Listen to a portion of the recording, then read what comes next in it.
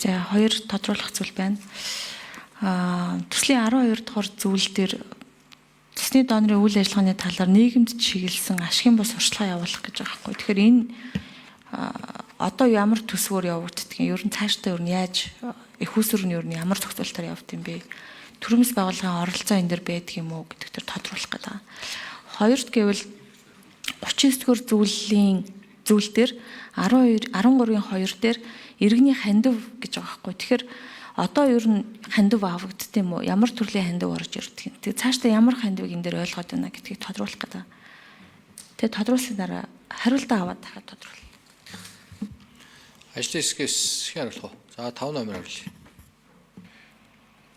За саранчлалын гишүүний асуултанд хариулъя. Энэ яг одоо явагдаж байгаа байдлаар бол одоо цус хэлбэл судлалын үндэсний төвийн төсөвдөр бол яг энэ сурвалж сурчлагын ажлын зардал бол одоо маш бага. Буюу ер нь энэ дээр бол одоо яг өнөөдрийн байгаа түвшин дээр бол нийт одоо энэ одоо төрийн бус байгууллагууд гэдэг юм уу, аж ахуй нэгж компаниуд дээр илүү одоо сантын ажиллагааны хүрээн дээр энэ сурвалж сурчлагын ажлууд бол голчилж ингэж явагдаад байгаа. Тэгэхээр энэ хууль дээр өнөөдөр бас энийг одоо бас ингэж явах нь бас буруу юм аа. Энэ бол одоо бас нэлээд цаашдаа эрсдэл үүсэх юм байна гэдэг байдлаар одоо энэ сурвалж сурчлагын дээр одоо холбогдохын зардлууд гэдэг бол энэ бас цусны донорыг эсвүүлэх, энийг өргөжүүлэхэд бол их чухал ач холбогдолтой гэдэг байдлаар бас тодорхойлж бас ингэж нөгөө эрүүл мэндийг дэмжих сангаас гэдэг юм уу ийм байдлаар өдөр ингэж бас тодорхой тусч өгсөн байж байгаа.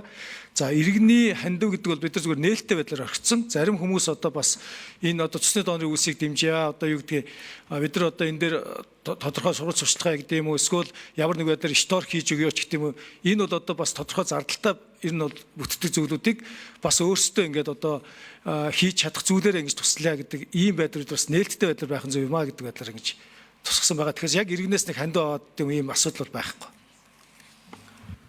За саранчлалын гишүүн тодруулъя. За өргөлжлүүлээд энэ хууль дээр зөрчлийн хуультай холбоотой зөрчлийн хуулийн дээр зохицуулалт бий юу? Одоо жишээлбэл хуулийн хэрэгжилтийг хангаагүй тохиолдолд ямар хариуцлага хүлээдэг вэ? Нэгдүгüрт нь. Хоёрдугаарт нь төрийн бас байгууллагын оролцоо энэ хууль дээр яаж тусгагдж байгаа вэ? Төрийн бас байгууллагууд ер нь ихэнх хууль дээр бол дандаа тийм зар сурталчилгааны самбар шиг л байдаг л та. Тухайн хуулийг хүмүүс таниулах сурталчлага гэж явчихдаг. Уул нь бол дарчлсан орно гэж яриул аудит шиг хууль хэрэгжүүлэхгүй байвал бас хянах, шалгах тий одоо болохгүй байна гэдэг дуурдаг ийм функц юм байгаа юм л та төрийн бус гэдэг нь.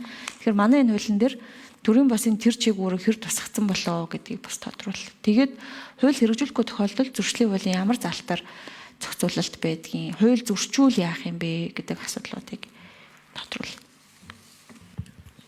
За ажлын хэсэг 5 номер хариулъя. За саранчлалын гишүүний асуултанд нэмэлтээр хариулъя. За энэ ер нь бол нөгөө сүүлд бас зарчмын зөвлөлтөд саллууд дээр энэ хуулийн зохицуултууд бас орж ирж байгаа.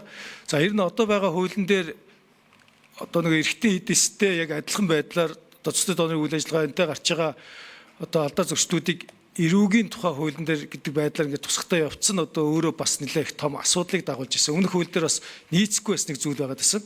Одоо нөгөө яг зохицуулж байгаа юмнууд маань хоёр өөр одоо төвчний зүйл байхад бол нэг хуулийн санкцаар ингэж авч үзсэн бас нэлээд том юм одоо асуудал дагуулж ирсэн. Тэгэхээр одоо энэ цусны донорын тухай хууль дээр илүү ийм зөрчлийн шин чанартай гэдэг байдлуугаа илүү бас шилжиж буюу одоо энэ бол нөгөө хийж байгаа одоо өөрөөр хэлбэл одоо цус хэлбэлтэй холбоотой ямар нэг урал хүндрэл гарахад эрүүгийн хуулиар асуудал орж ирэхээр ийм одоо хүнд ийм санкц байгаа. Тэгэхээр энэ хоёр хууль маань ингэж тусдаа болсноор энэ одоо хуулийн зохицуултууд ч гэсэн одоо нэлээд одоо бас зохицогдож ингэж явж байгаа ийм зүйл байгаа.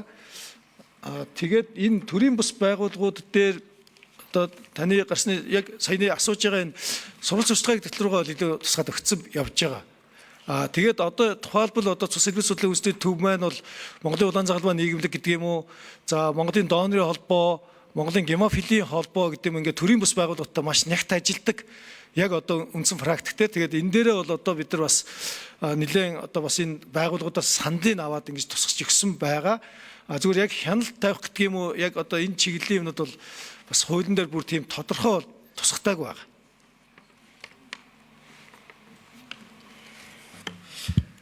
За болцсон уу? За гişүүд асуулт